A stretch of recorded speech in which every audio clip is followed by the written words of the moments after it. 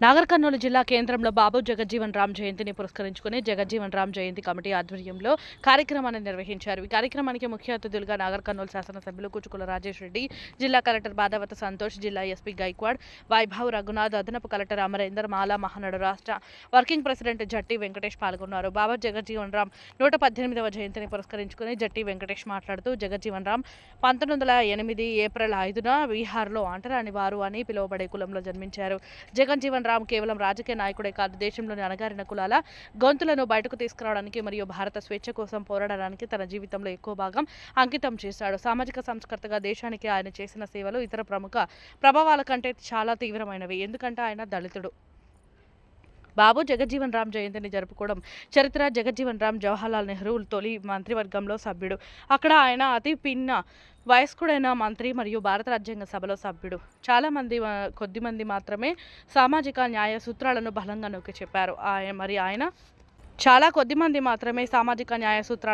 నొక్కి చెప్పారు. మరియు ఆయన వారిలో ఒకరు. సామాజిక న్యాయం కోసం పోరాడిన జగజ్జీవన్ రామ్ 1935లో ఇండియన్ డిప్రెస్డ్ క్లాసెస్ లీగ్ ఏర్పాటులో చాలా ముఖ్యమైన పాత్ర పోషించారు. ఈ సంస్థ సమాజంలోని అణగారిన ప్రజలకు సమానత్వం మరియు సంక్షేమం అందించడంపై దృష్టి సారించింది. ఇంకా మరిన్ని విషయాలు ఆయన మాటల్లోనే విందాం.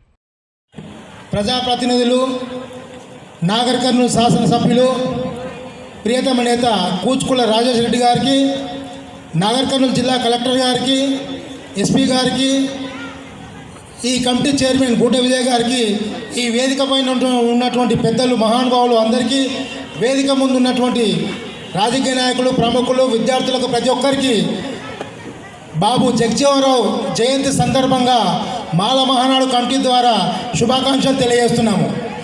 మనం ఒక్కటే గమనించాల్సింది, స్వాతంత్రం రాకముందు నుంచి స్వాతంత్రం వచ్చినాక నాటి నుంచి నేటి వరకు బడుగు బలహీన వర్గాల ఆశాజ్యోతిగా వెలిగినటువంటి నాయకులు డాక్టర్ బాబాసాహెబ్ అంబేద్కర్ గారు, బాబు జగజ్జీవన్ రామ్ గారు.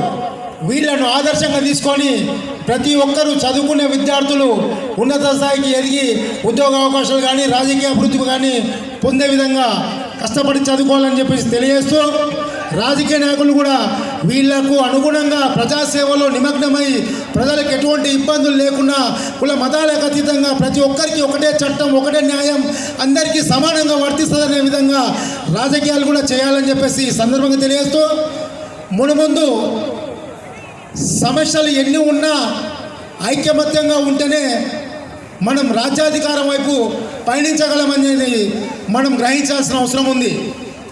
గ్రామాల్లో, మండల స్థాయిలో ఇప్పటికీ మహానుభావుల గురించి చాలామందికి తెలియదు.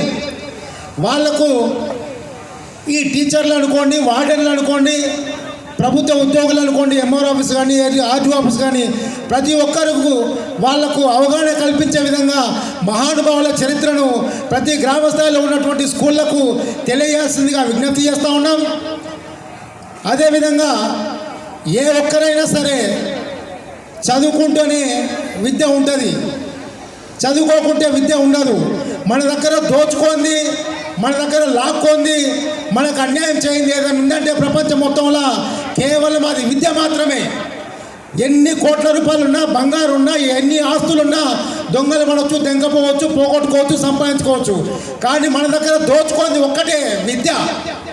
ఆ విద్యకు ప్రాధాన్యత ఇచ్చి ప్రతి ఒక్కరు ఉన్నత స్థాయిలో చదువుకొని అంచెలంచెలుగా ఎదిగి పైకి రావచ్చి ఉద్యోగ అవకాశాలు పొంది అందరూ సుఖ సంతోషాలతో జీవించాలని చెప్పేసి ఈ సందర్భంగా తెలియజేస్తూ, ఇంకా చాలామంది మాట్లాడే వాళ్ళు ఉన్నారు కాబట్టి నేను ఇంకా చాలా మాట్లాడేందుకు తగ్గించుకుంటున్నా. ఈ అవకాశం ఇచ్చినటువంటి గూట విజయ్ చైర్మన్ గారికి ఒక్కసారి ప్రత్యేక ధన్యవాదాలు తెలియజేసుకుంటున్నాను.